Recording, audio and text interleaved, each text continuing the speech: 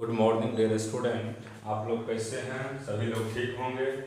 देखिए, हम बोले थे कि एनसीईआरटी का एक एक करके न्यूमेरिकल करवाएंगे। तो यहाँ पे हम आप लोग को क्लास में 1 से 6 तक सभी न्यूमेरिकल करवा दिए थे। अब देखिए 1.7 का दो पार्ट्स है। एक पार्ट ए में क्या कह रहा है सुनिएगा। And electrostatic field line is a continuous curve that is a field line can not have sudden break. Why not? अब देखिए यहाँ पे कह रहा है कि an electrostatic field line is a continuous curve.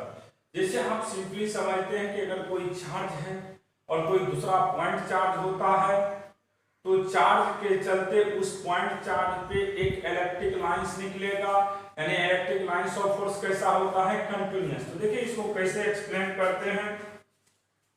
Solution,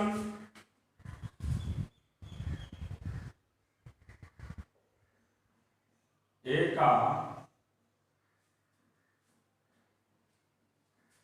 electrostatic जो फोर्स है वह क्या है? लॉन्ग रेंज का फोर्स है। तो लिख देते हैं electrostatic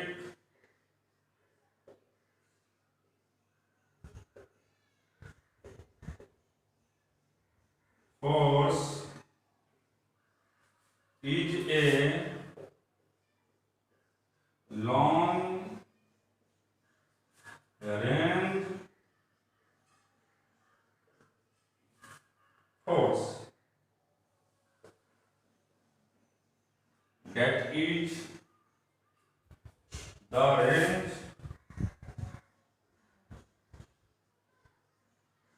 is infinity. Electric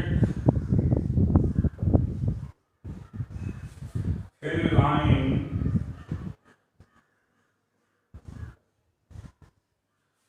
is the line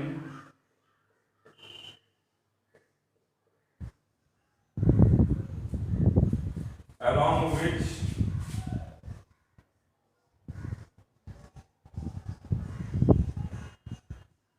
a test positive charge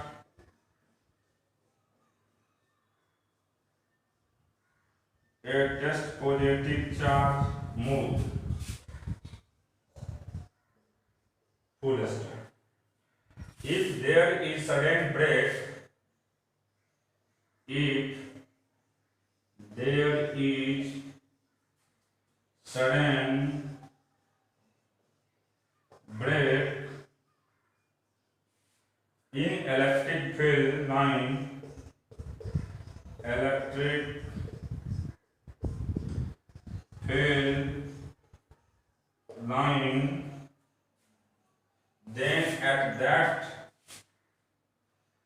then at that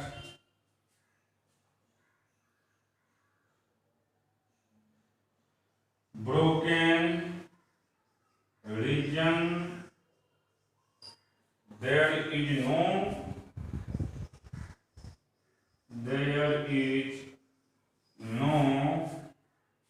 electric field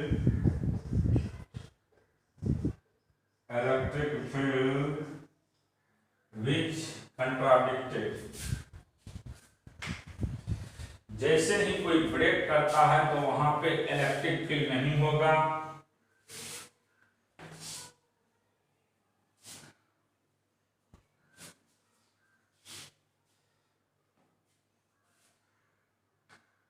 which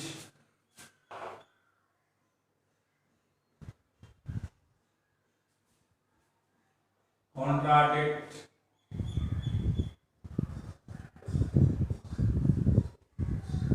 the above statement.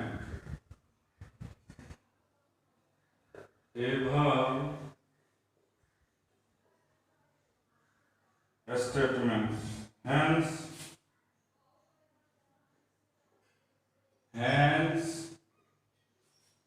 electric field lines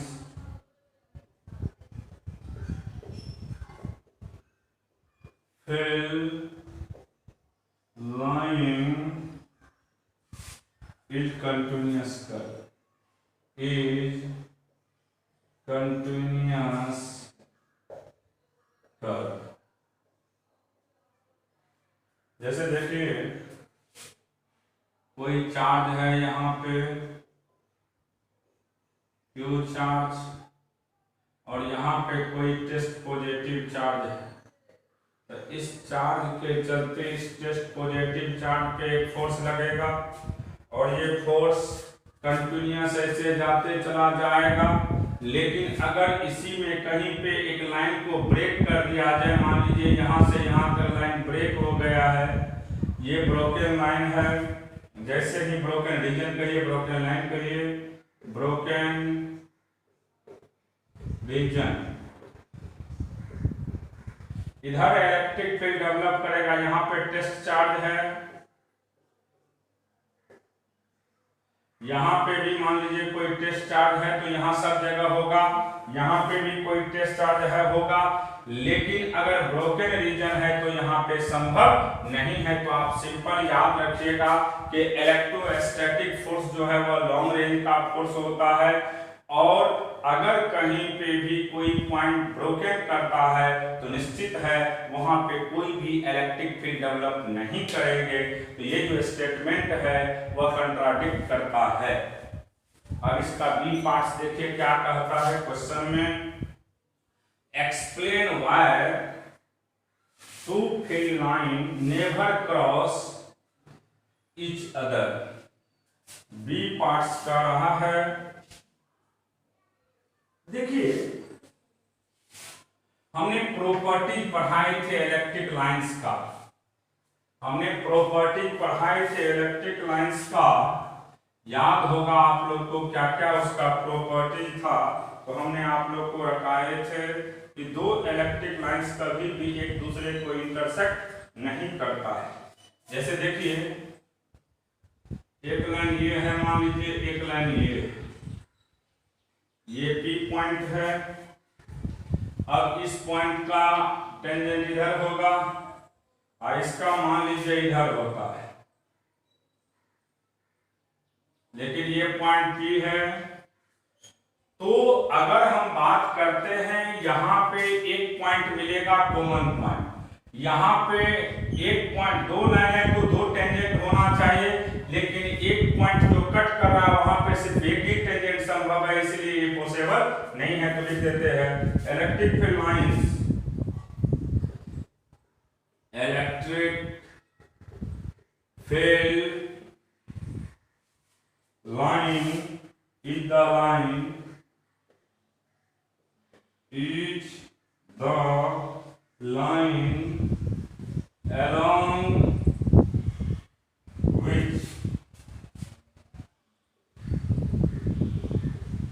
a test positive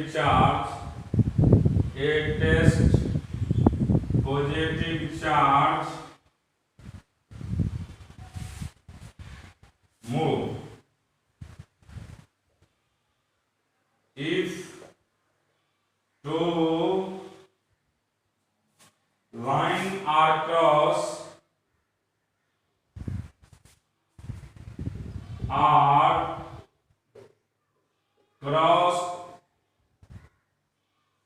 at P, then at P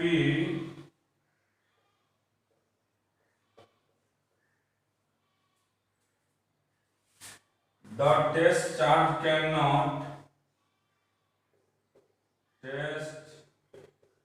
charge cannot move into different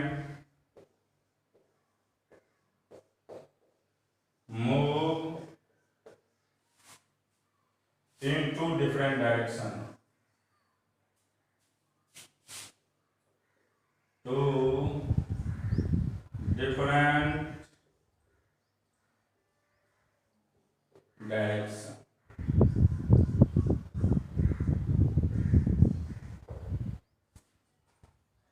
Hence, electric field lines cannot cross each other.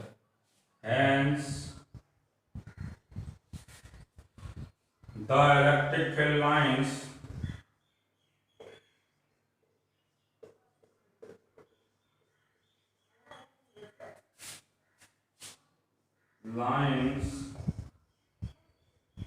cannot cross each other.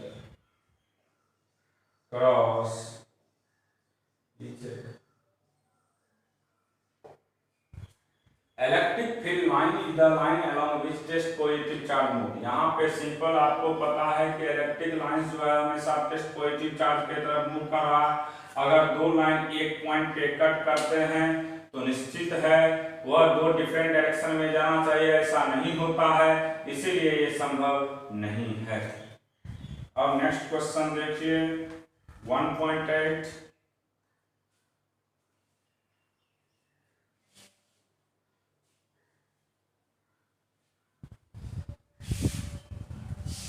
में क्या लिखा हुआ है दिखाते हैं।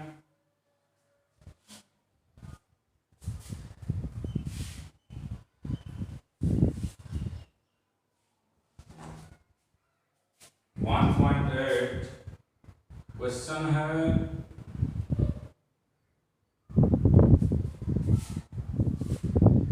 Two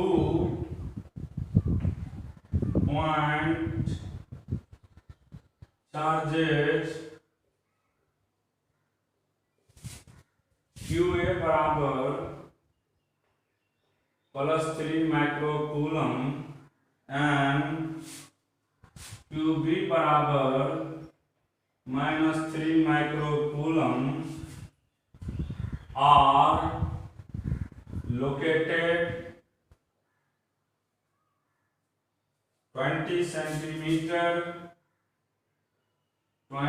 centimetre apart in vacuum। पहला part है इसमें what is the electric field at the midpoint O of the line AB joining the two charges।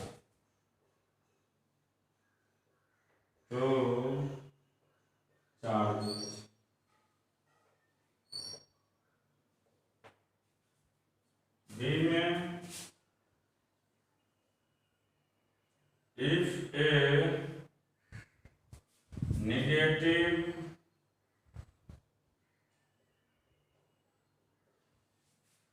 test charge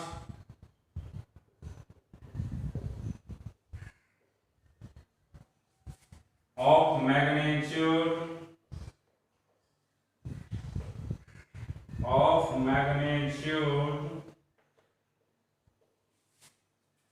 1.5 गुने 10 to the power -9 coulomb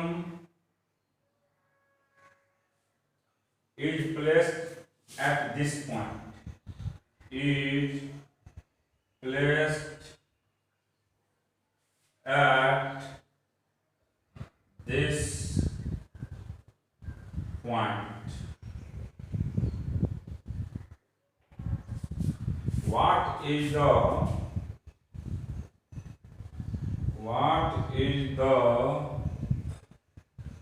force experienced by the test charge?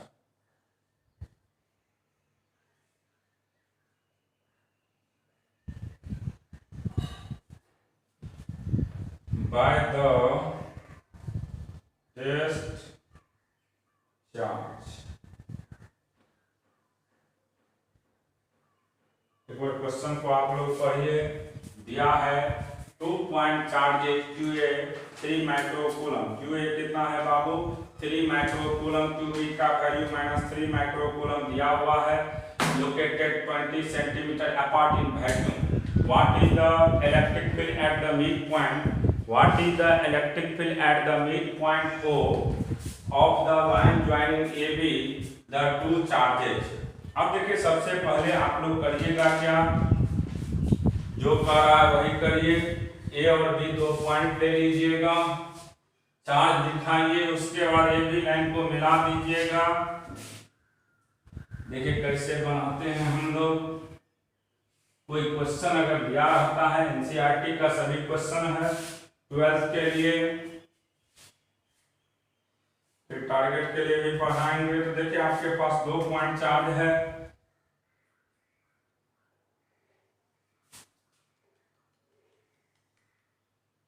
ये A है, ये B और ये mid point O है।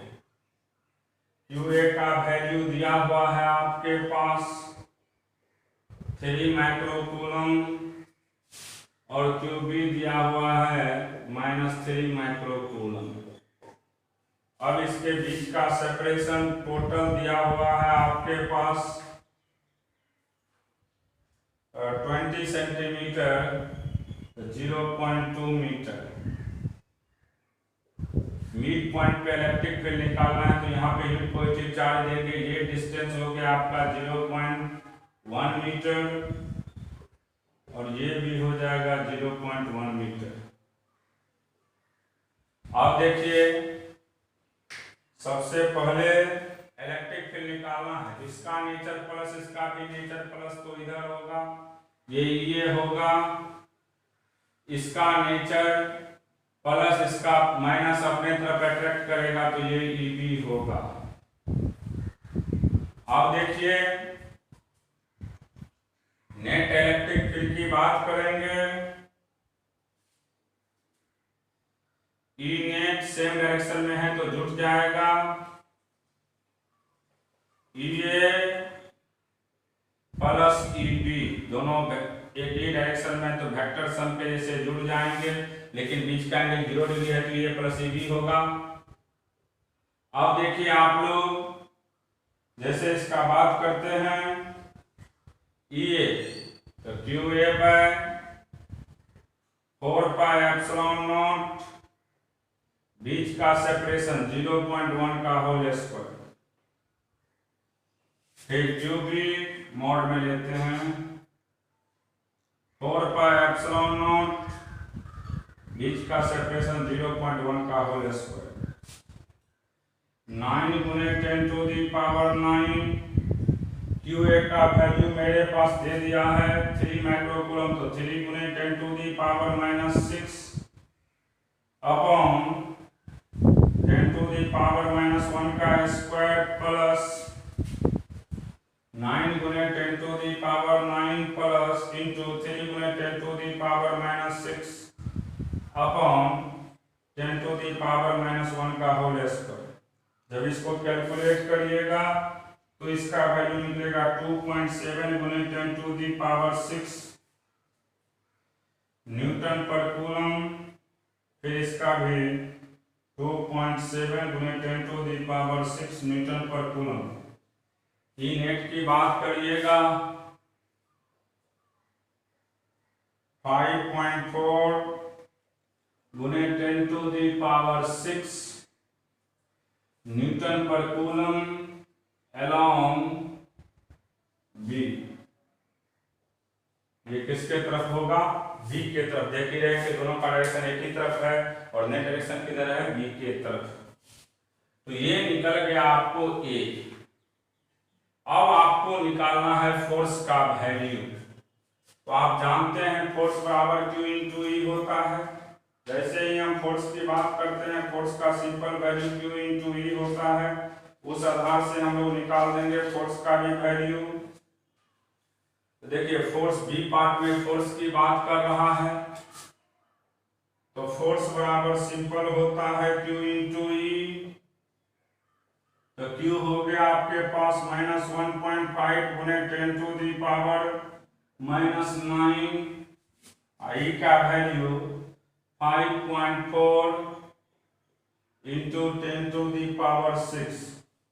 इसको calculate करिएगा तो ये आएगा 86.4 गुने 10⁴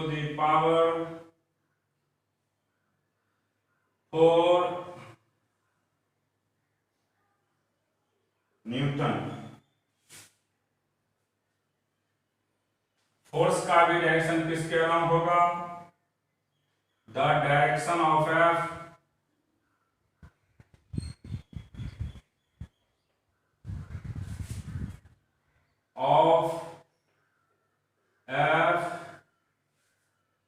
इज, देखिए वहां पे यहां निगेटिव चार्ज है, पॉजिटिव तो अट्रैक्ट करेगा यानी अपोजिट हो जाएगा। Is against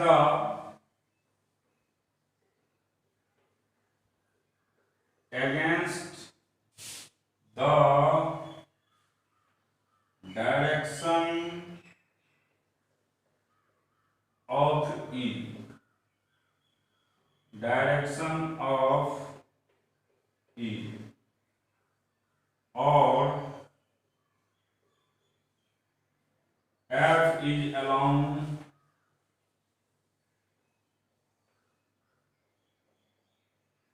OA। ये किसके अलॉन्ग होगा? OA के अलॉन्ग, क्योंकि वहां पे यूनिट पॉजिटिव चार्ज था और यहाँ पे चार्ज जो है आपका टेस्ट चार्ज जो है निगेटिव है, तो वहां पे रिपेल कर रहा था, यहाँ पे अट्रैक्ट करेगा, इसीलिए डायरेक्शन जो है इलेक्ट्रिक फील्ड के जस्ट क्या होंगे? अपोजिट होगा। जस्ट क्या होगा? अपोजिट होगा। अब देखिए नेक्स्ट क्वेश्चन हम बात कर रहे हैं 1.9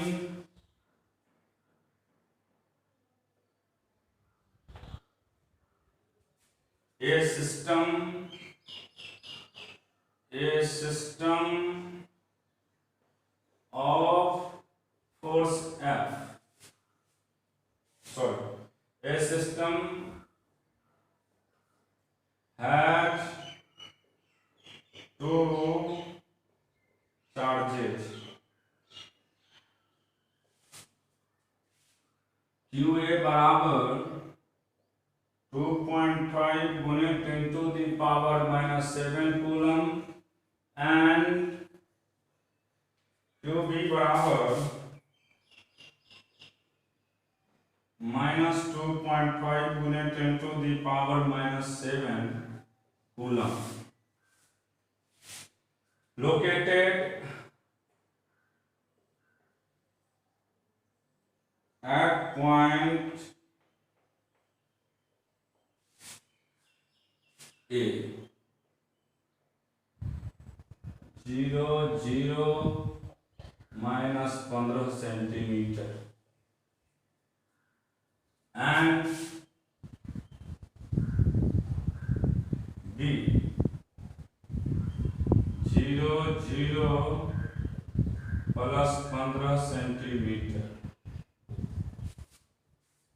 respectively।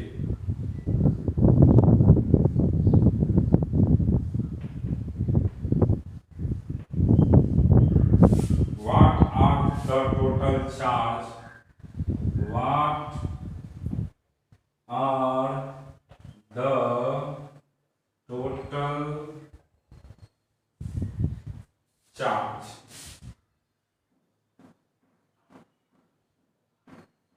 And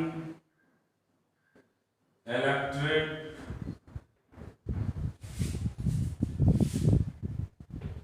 dipole moment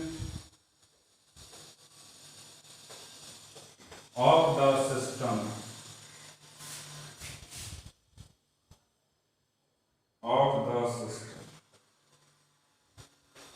देखिए यहां पे आपसे पहला क्वेश्चन में कह रहा है टोटल चार्ज। तो टोटल चार्ज आप जानते हैं कि चार्ज जब भी लेते हैं तो स्केलर का सम होता है, वेक्टर का नहीं होता है, स्केलर का होता है, इसमें कोई डायरेक्शन की जरूरत नहीं होता है। तो क्यू नेट की बात करेंगे तो क्यू ए प्लस QB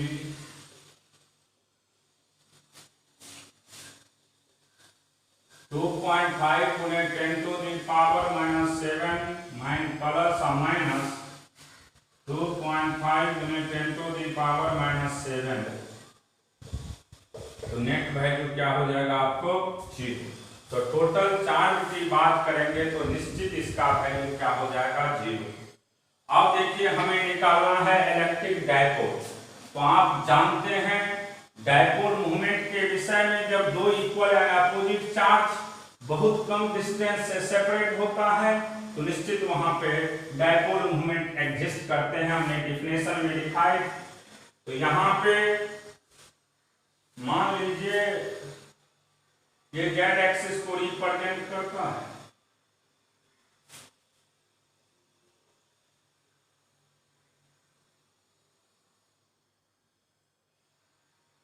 देखिए ये एक्स वाई जेड, तो ये हो जाएगा वाई जेड एक्स, इधर जेड डैश होगा, ये ओरिजिन होगा। अब देखिए आपके पास यहां पे जो चार्ज है और यहां पे भी एक चार्ज है, ये चार्ज आपके पास QA है और ये चार्ज QB है, ये माइनस में है। तो डायपोल मूवमेंट का डायरेक्शन हमेशा निगेटिव चार्ज से पॉजिटिव के तरफ होता है। डायपोल मोमेंट का वैल्यू इधर होता है। मान लीजिए ये सेपरेशन A है तो टोटल ये भी A ही होगा।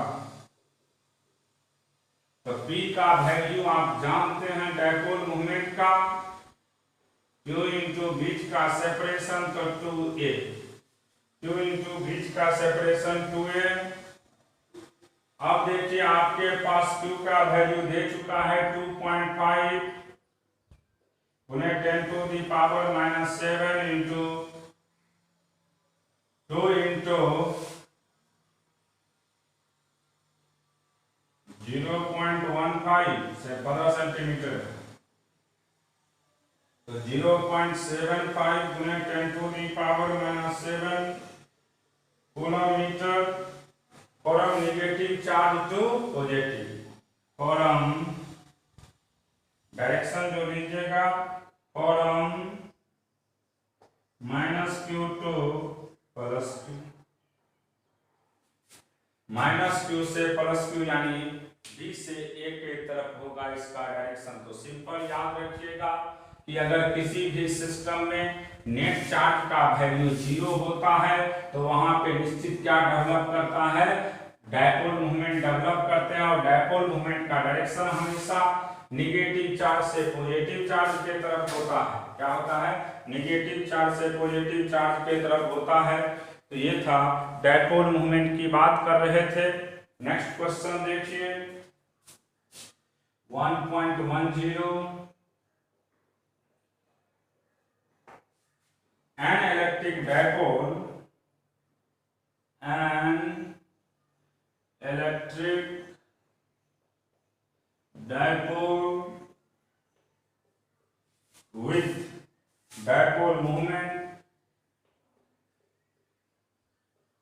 dipole moment 4 into 10 to the power -9 coulomb meter is aligned at 30 degrees with the direction of a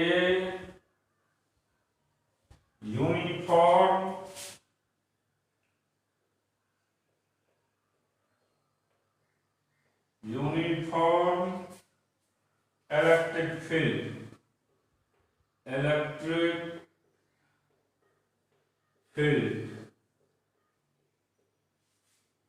at magnitude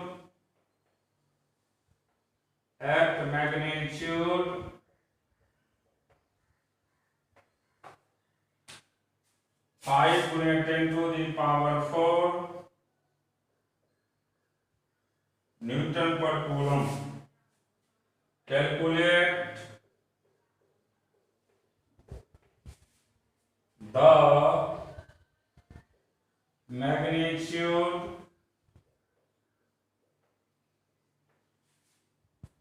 of the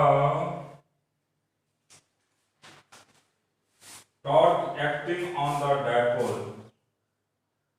Torque acting on the dipole. Question कर रहा है electric dipole which dipole moment इतना align at 30 with the direction of uniform electric field at magnitude. तो electric field दिया हुआ है, dipole moment दिया है, तो हमसे पूछा जा रहा है टॉर्क। तो टॉर्क का फॉर्मूला होता है P क्रॉस E यानी P sin थीटा। टॉर्क का सिंपल वैल्यू होता है P sin थीटा। तो सिंपल तरीका से क्वेश्चन बन जाएगा। सबसे पहले आप करिएगा क्या कि यूनिफॉर्म इलेक्ट्रिक फील्ड को दिखा दीजिए। मान लीजिए आपके पास इलेक्ट्रिक फील्ड ये हो गया E, यूनिफॉर्म इलेक्ट्रिक फील्ड ये हो गया,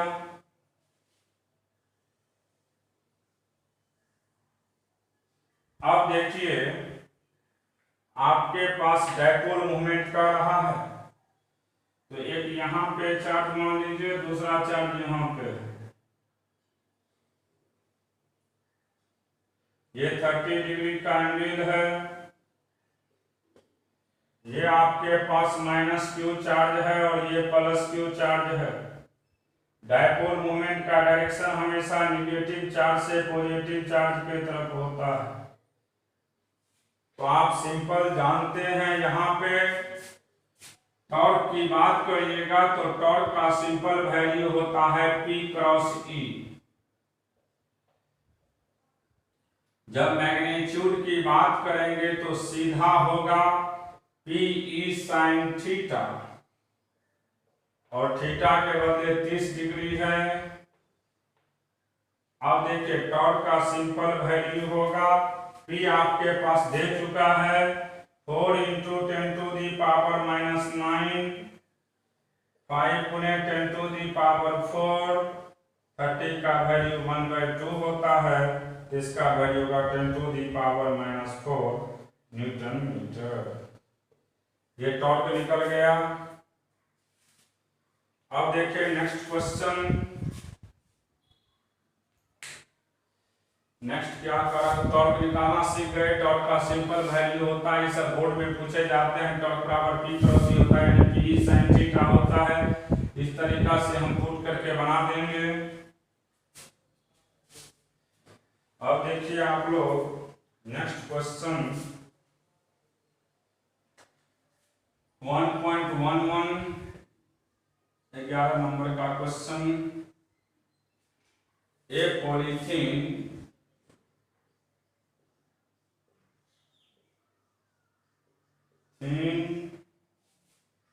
is rubbed with whom?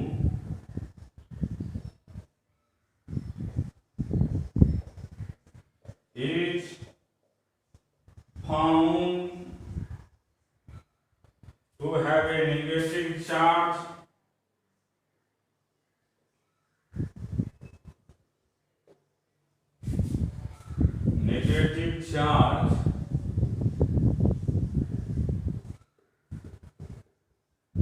negative charge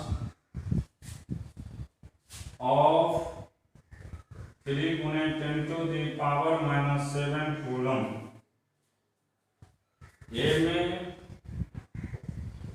estimate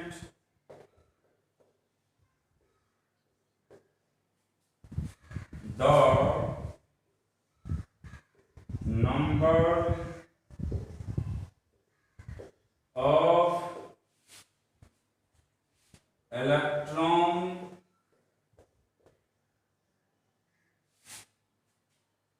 transfer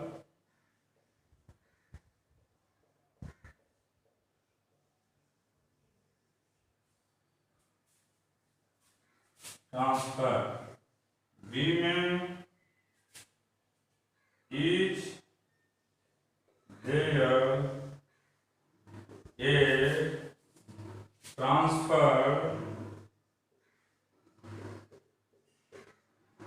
of mass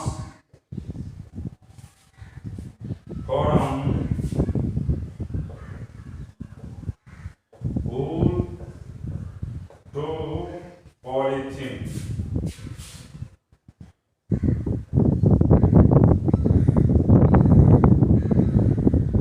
तो आप जानते हैं यहाँ पे Q बराबर N इंटू ई होता है, माइनस प्लस से मतलब नहीं, Q बराबर N इंटू ई। तो यहाँ से N का सिंपल वैल्यू होगा Q बाई, हमारे पास चार्ज का वैल्यू दे चुका है 3 गुने 10 टू दी पावर -7, ई का वैल्यू 1.6 गुने 10 टू दी पावर -90। इसको कैलकुलेट करिएगा तो 1.875 गुने 10 टू दी पावर 12, इतना इलेक्ट्रॉन ऐड होगा। 1.875 गुने 10 to the power -12 electrons are added, इतना इलेक्ट्रॉन ऐड कर जाएगा। Is there a transfer mass from wool to polythene, बिल्कुल आप जानते हैं कि एक जो इलेक्ट्रॉन होता है उसका मास होता है 9.1 गुने 10 टू दी पावर -31। तो इतना जब पास करेगा तो निश्चित उसका मास इतना में आप 9.8 गुने 10 टू दी पावर -31 से मल्टीप्लाई करिएगा तो निश्चित ट्रांसफर करेगा, इसलिए यस लिख दीजिए। अगर पूछ भी देगा टोटल मास पूछेगा कितना होगा, मान लीजिए कहीं पूछ दिया तो n इंटू m। अब देखिए n का वैल्यू 1.875 गुने 10 टू दी पावर 12 इंटू 9.1 गुने 10 टू दी पावर -31 कर दीजिएगा, जो भी आएगा इतना मास ट्रांसफर करेगा। अब देखिए नेक्स्ट क्वेश्चन